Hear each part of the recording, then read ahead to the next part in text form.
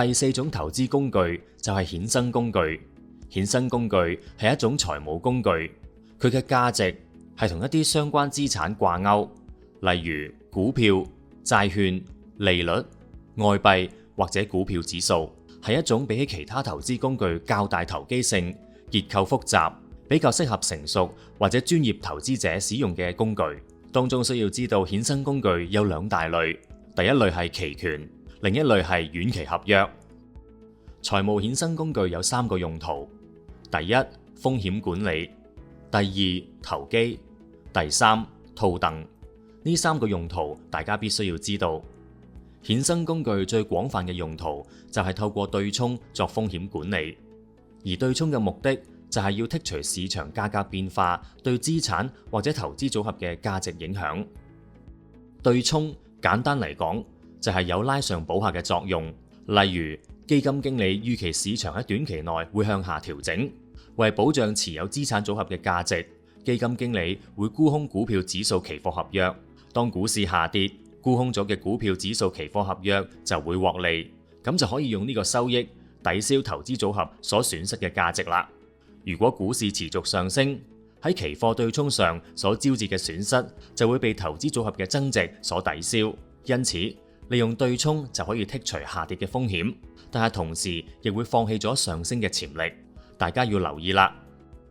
除咗風險管理外，衍生工具亦可以作投機用途。投機者利用衍生工具作投機嘅唯一目的係要利用比初時價格為佳嘅價格平倉，從而獲利。例如，某投資者認為恒生指數會下跌，於是沽空恒生指數期貨合約。如果恒指真係如佢所料下跌，佢就可以從中獲利。相反，如果恒指非如佢所料而上升，佢就會蒙受損失。投機者嘅存在，佢哋嘅買賣係會令市場波動過大，同時亦增加咗市場嘅變現能力。第三種衍生工具嘅用途就係套戥。套戥就係喺唔同嘅市場同時購入同出售相關類似嘅資產，而從價格錯配中獲取無風險嘅利潤。原理係衍生工具嘅價值係衍生自相關資產，所以呢啲資產嘅價格同衍生工具嘅價格係互相關聯嘅。不過，由於兩個市場受唔同嘅供求情況推動，呢種價格關係有時會唔一致，咁樣就為套戥嘅投資者造就咗機會啦。即同時買入價格過低嘅工具，例如股份，同出售價格過高嘅工具，例如指數而獲利。衍生工具產品種類繁多，而且結構複雜。我哋喺呢度只係集中討論兩類基本產品：遠期及期貨合約，以及期權及認股權證。遠期及期貨合約，遠期合約有4個元素，大家必須要知道，包括買家、賣家、相關資產或貨品嘅價格同指定日子。遠期合約就係買家同賣家之間嘅協議，由雙方喺交易當日就資產或者貨品定下價格。呢啲資產或者貨品會喺一個指定嘅未來日期交付。所買賣嘅資產或者貨品包括股份、債券、利率、外幣、商品同股票指數等。期貨合約係屬於遠期合約嘅一種，一般屬於標準化嘅遠期合約，當中涉及嘅資產包括農業同冶金產品、知識資產、外幣同股票指數，通常喺有組織嘅期貨市場買賣。遠期或期貨合約嘅結算方法有3種方式，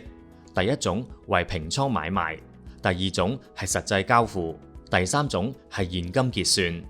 股票指數期貨合約係以某一股市指數為基礎，例如道瓊斯工業指數、標準普爾500指數或恒生指數。呢類股票指數期貨合約係以現金進行結算，而唔會實際將指數涉及嘅證券交付。買賣股票指數期貨合約所得到嘅利潤或虧損，係由原來合約價格與最後結算價兩者嘅差額決定。有啲期貨合約係以實際貨品交付嘅，例如石油期貨合約，好多時會由航空公司同石油公司協定，約定喺將來某個指定日期以某個定下嘅價格交收貨品。到履行時，買方航空公司會付錢，賣方石油公司就會交付石油現貨俾買方。呢個就係實際貨品交付嘅結算方法。恒生指數期貨合約喺香港，恒指期貨合約係喺香港期貨交易所有限公司進行買賣嘅。現時市場上有兩種恒指期貨合約，分別為標準合約同小型合約。標準合約嘅價值相等於指數值乘以港幣50元，而小型合約嘅價值為港幣10元。買家或賣家可以就股市整體走勢而選擇持倉。作為期貨合約嘅買家或賣家，只需要繳付一筆相當於合約價值嘅一個百分率嘅保證金，俗稱孖展嘅方法，就可以作投資期貨合約啦。大家可以睇下呢個例子，點樣計算期貨合約賺幾多？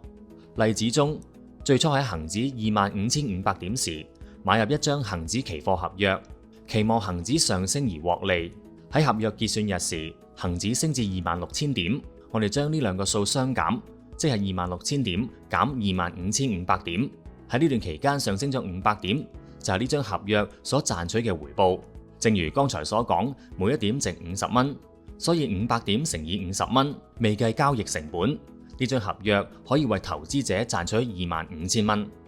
另一個衍生工具嘅類型就係期權同認股權證。喺期權交易中，一定要有買家同賣家。買家即係購入一方，又稱為持有人；而賣家就稱為期權賣方。買家會給予一筆協定嘅費用，即係我哋稱為期權金或者日價，以換取賣方承諾，即係喺到期日時可按照合約嘅行使價作買賣。我哋需要知道呢個買家俾期權金賣家換取一個權利，而唔係一種責任。喺指定時間內或喺指定時間以協議嘅價格去買入或者沽出指定數額嘅相關資產。期權嘅買家喺到期日時可以選擇行使或者唔行使呢張合約。行使期權係指持有人實行有關期權合約中指明嘅交易權利。如果持有人選擇行使期權，期權賣方係有責任實行呢個交易。例如喺期滿時，如果行使期權對於持有人有利，佢係可以行使佢嘅權利作出交易。喺期滿時行使期權對於持有人不利時，佢係可以選擇唔行使呢個權利嘅。但係對於賣方嚟講，佢係有責任實行指明嘅交易，但佢係冇權利選擇行使期權與否，完全係視乎持有人決定。因為賣方收咗對方嘅期權金，就要執行對持有人嘅承諾。期權有兩種形式，分別係歐洲期權同美國期權。歐洲期權只可以喺到期日行使，而美國期權就可以喺到期日當日或者之前行使。認股權證，認股權證嘅運作方式同股份期權一樣，大部分嘅認股權證都係認購權證，給予持有人買入相關股份嘅權利，但亦有認沽權證，給予持有人沽出相關股份嘅權利。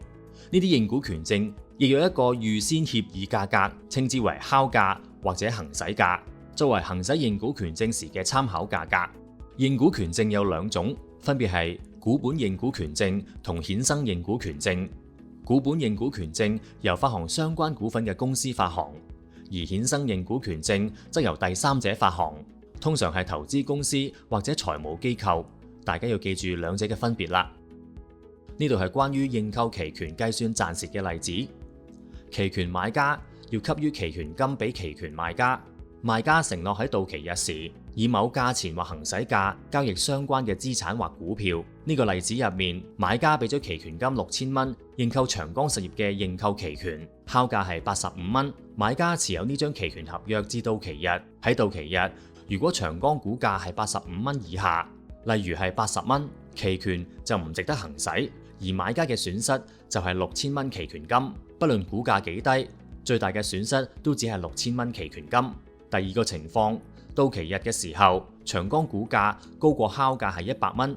從期權所賺到嘅係先以100蚊減85蚊，再乘以1000股，等於15000蚊，扣除6000蚊嘅期權金成本，淨利潤係9000蚊。喺呢種情況下，期權到期日時股價越高，利潤就會越大。衍生工具嘅好處同弊處，衍生工具有乜好處呢？衍生工具好處係乜呢？就係提供一、針對風險提供有效嘅對沖；二、有效率嘅投機工具；三、對於期權買家而言，損失僅限於所付出嘅期權金；四、衍生工具具有高度槓桿作用，有機會可以倍大回報。呢個亦解釋咗第五點，點解回報潛力高。第六，具有變現能力，因為香港有期貨市場，相關衍生工具可以喺香港交易所作買賣。7. 交易費用較低。衍生工具嘅弊處： 1. 風險極高，蝕錢機會大； 2. 對於期權賣方嚟講，虧損可以係無限，因為相關資產有無限嘅上升空間，所以變相對賣方損失有機會係無限嘅。 3. 對於買家嚟講，需要繳付相當數額嘅期權金。 4. 對於買家嚟講，喺期滿日時唔行使期權會損失全部期權金。 5. 對於相關嘅資產冇擁有權或股息收入，例如相關資產係股票，買家係冇呢隻股票嘅擁有權，即使呢隻股票派發股息，亦同持有人冇關係嘅。第5種投資工具就係地產。投資地產主要有2種形式。第一種係將相關物業出租，付出首期購買一個住宅單位、房屋、商鋪或者寫字樓，以收取租金收入，同埋用租金收入清償按揭。第2種方式係直接購入住宅單位、房屋、商鋪、寫字樓，甚至乎土地，待物業升值時沽出，從中獲取利潤。地產投資係香港最佳嘅投資方式之一。至於投資地產嘅好處同弊處，好處係可以獲得資本增值，例如該樓宇或者相關地產項目有機會升值。第2，可以跑贏通脹。第3，好多時呢類地產項目銀行願意承做按揭，投資者只需要付出某百分比嘅首期價錢，其餘可以向銀行借貸，唔需要一次過攞出一筆巨款去投資相關地產項目。另外，俾到投資者擁有物業嘅優越感。弊處方面，地產嘅升跌幅度亦會比較大，所以風險亦會較高。另外，交易成本亦屬於高，因為經紀佣金或者印花稅等都會令交易成本提升。市場缺乏流動性，未必能夠可以喺好短時間內完成交易。管理物業嘅問題，假設呢個樓宇嘅樓齡較大，例如需要維修窗戶或者維修升降機等等，都會為管理帶嚟問題。投資額亦相當大，即使可以承做按揭，好多時都要付出一筆可觀嘅款項，例如首期，先可以促成交易。亦正因為投資金額大，呢個亦係令到租金收入回報率偏低，呢啲都係投資地產嘅弊處。第6類嘅投資工具類別，低變現能力嘅投資當中包括古董、名畫、錢幣、郵票、鑽石或者收藏品，呢啲都係屬於低變現能力嘅投資，即係投資者想將呢啲資產變為現金時，可能需要一段時間先可以完成交易，又或者需要高昂嘅交易費用或者好大嘅價格折讓先可以出售。擁有低變現能力嘅投資工具嘅好處就係有滿足感，因為呢啲投資工具通常係一啲古董或者名畫等等，擁有呢啲獨一無二嘅古董、名畫或者鑽石，持有人都會好有滿足感嘅。弊處方面，剛才提及變現能力會比較低，或者係需要透過拍賣等方法先可以賣得好價錢，需要較高嘅交易費用，可能要承受好大嘅價格折讓先可以賣出，而且投資者要喺呢方面有相關嘅知識同經驗，先可以知道投資工具嘅價值。呢啲都係屬於低變現能力投資嘅弊處。第7種投資工具就係投資基金。投資基金屬於集體投資，即係將投資目標相近嘅投資者嘅資金集腋成裘，透過投資公司將資金分散投資到唔同嘅財務工具，賺取回報。財務工具可以係股票、債券，甚至乎係貨幣。投資者可以間接擁有投資公司所購買嘅資產之外，同時亦可以分享投資公司嘅盈利。基金類別嘅分類大致分為4大類。第1類以資產區分，包括股票基金、債券基金、貨幣市場基金、創業資本基金。第2類係以投資目標作為分類，包括進取基金、增長基金、收益基金、均衡基金。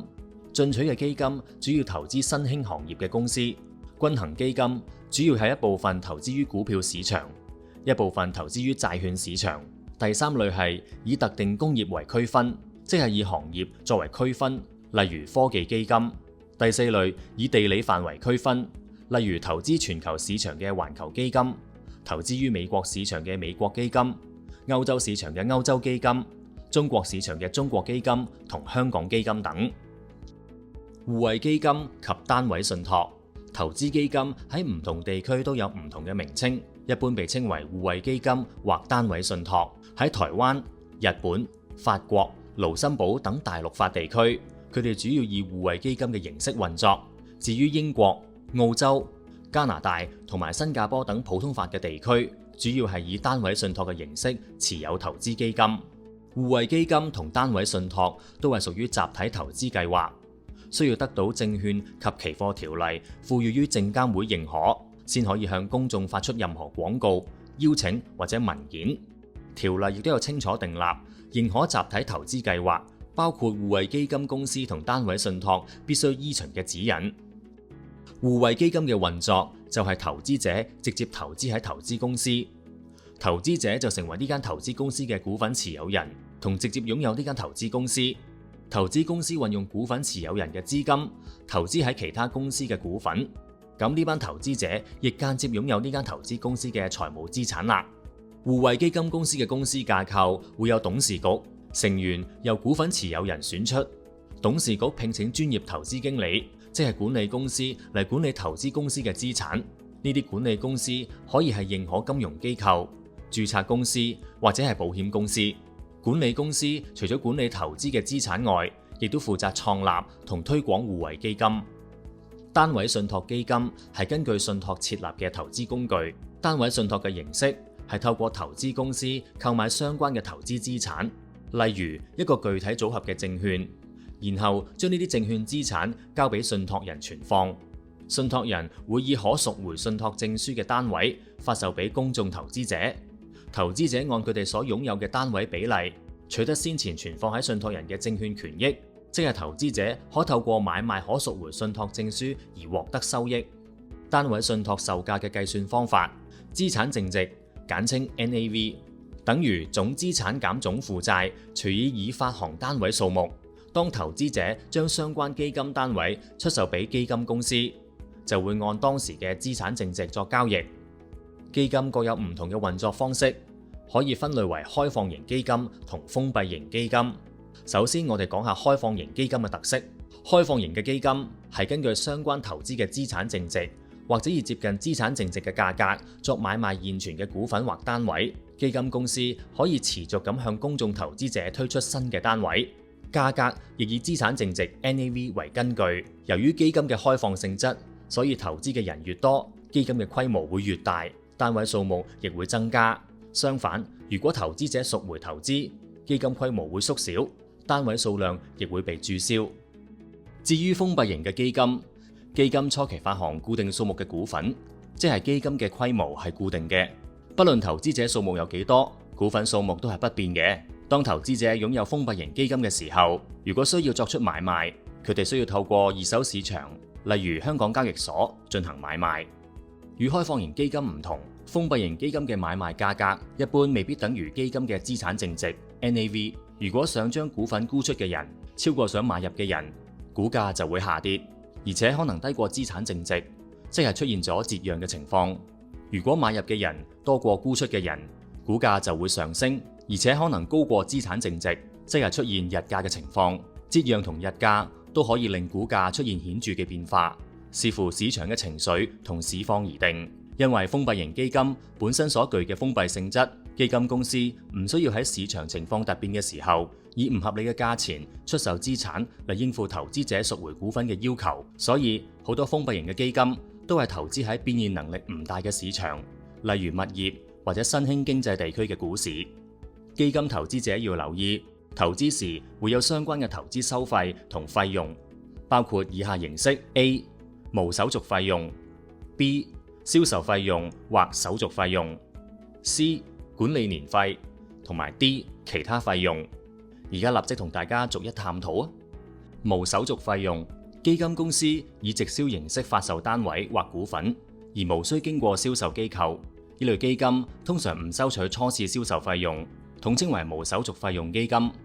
不過，如果喺某段時間，例如1年內，將相關基金單位賣翻俾基金公司時，就有機會收取懲罰性費用。如果基金係由推銷人員銷售，就需要繳付佣金，稱為銷售費用或者手續費用。例如首次認購費用，顧名思義，當投資者首次認購時，就會收取費用。呢個費用係以初次購入價嘅某個百分率計算。呢個類別收取嘅方式稱為 A 類單位或股份，對長線投資者嚟講係較具吸引力嘅選擇。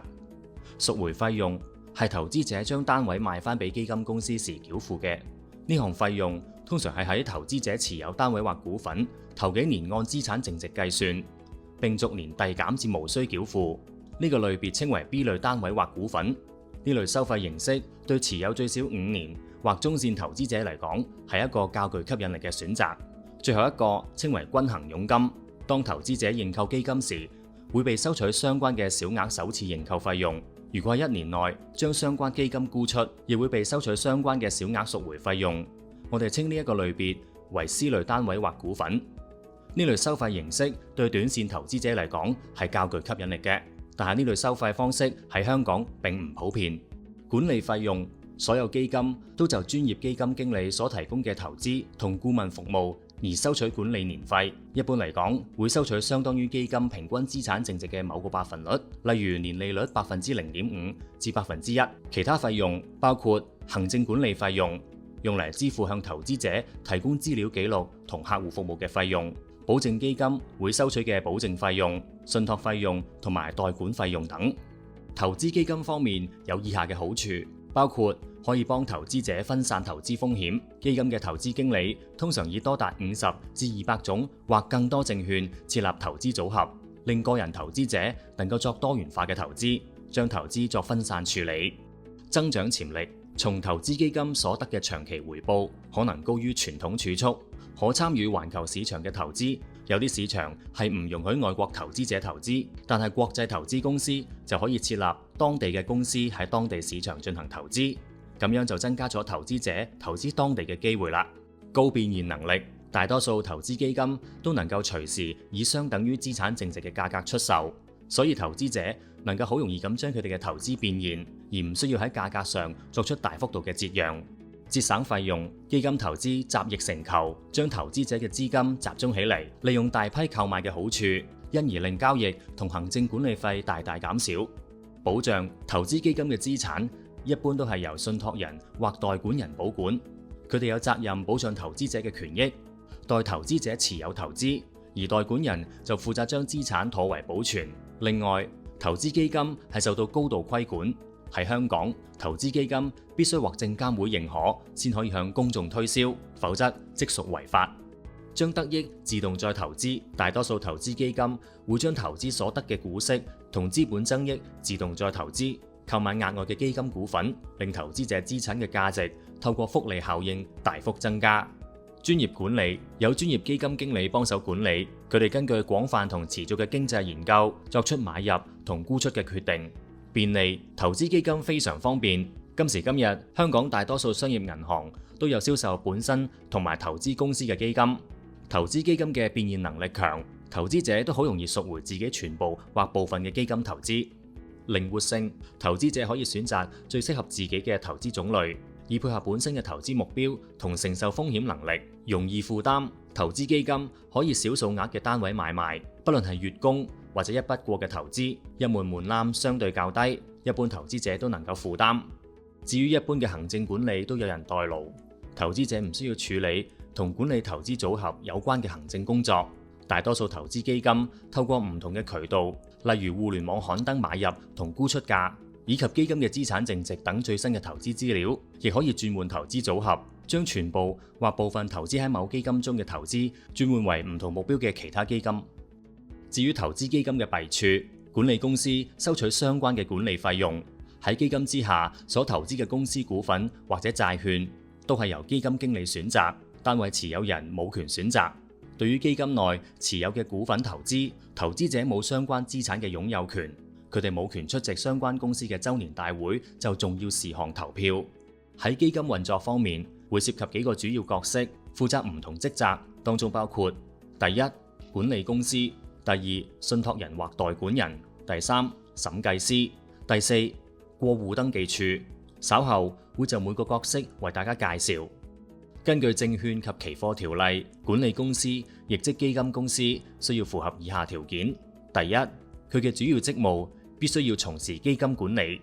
第二，公司嘅發行同實收資本同資本儲備最少需達100萬港元或等值外幣。第三，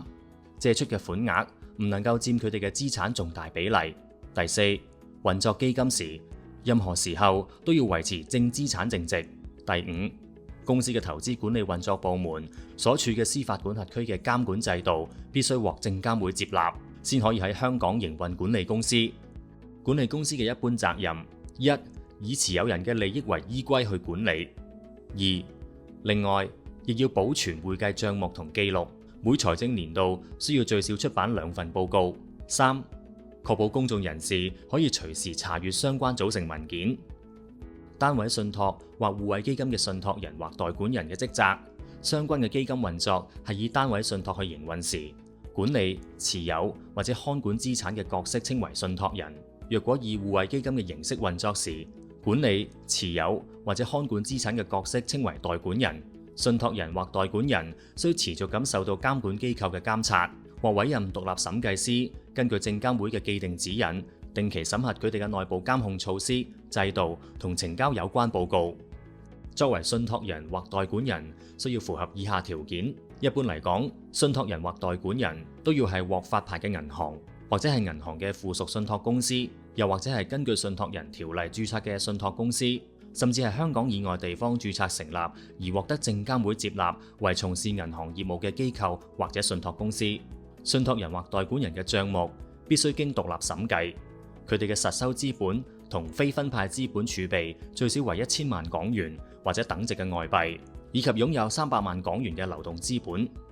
信託人或代管人嘅一般責任包括：一、以信託形式幫助投資者或持有人代為控制或管理基金嘅資產；二、幫助投資者或持有人以信託人或代管人嘅名義將資產註冊；三、對自己作為代理人嘅行為負責；四、採取合理審慎嘅措施，確保喺出售同購回單位或股份時都依照組成文件嘅規定辦理；五、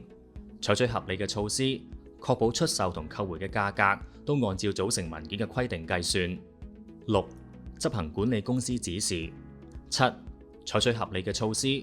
確保符合組成文件內有關投資同借貸嘅限制，以及遵守該計劃嘅認可條件；八、亦需要定期向投資者或持有人發出報告；九、採取合理嘅措施，確保認購單位或股份嘅款項未收妥前，唔會發出單位或股份嘅證明書。仲有呢一點都好重要嘅，就係管理公司同信託人或者代管人都必須要係獨立嘅。如果兩者係屬於相同嘅控股公司，必須要符合以下條件：一定要係具有相當規模嘅附屬公司；二、兩者唔可以係互相附屬公司，要係獨立嘅；三、公司裡面嘅董事必須要唔相同；四、需要簽署承諾書，聲明唔會干涉對方嘅運作，各自獨立處理基金事宜；或者第五點，呢個基金成立所在嘅司法管轄區嘅法律規定咗信託人或者代管人同管理公司必須獨立行事。審計師嘅職責必須要記得以下重要嘅字眼，就係獨立於呢3個字啦，即係審計師需要獨立於基金管理公司、獨立於信託人或管理人、獨立於信託人或代管人。而就互惠基金公司嚟講，審計師需要獨立於互惠基金公司嘅董事，管理公司必須將基金嘅年報交由審計師審計。第4個角色就係過戶登記處，需要知道過戶登記處嘅職責。信託人必須備置持有人嘅登記冊，若果證監會要求查閱該名冊時，過戶登記處係有責任通知證監會登記冊嘅存放地點。最後第8種投資工具就係壽險同年金。呢一節會同大家講解壽險同年金嘅特點、好處同埋弊處。首先，我哋先講下壽險嘅種類啊。壽險嘅種類分為4大類別，包括一、定期壽險；二、儲蓄壽險；三、終身壽險；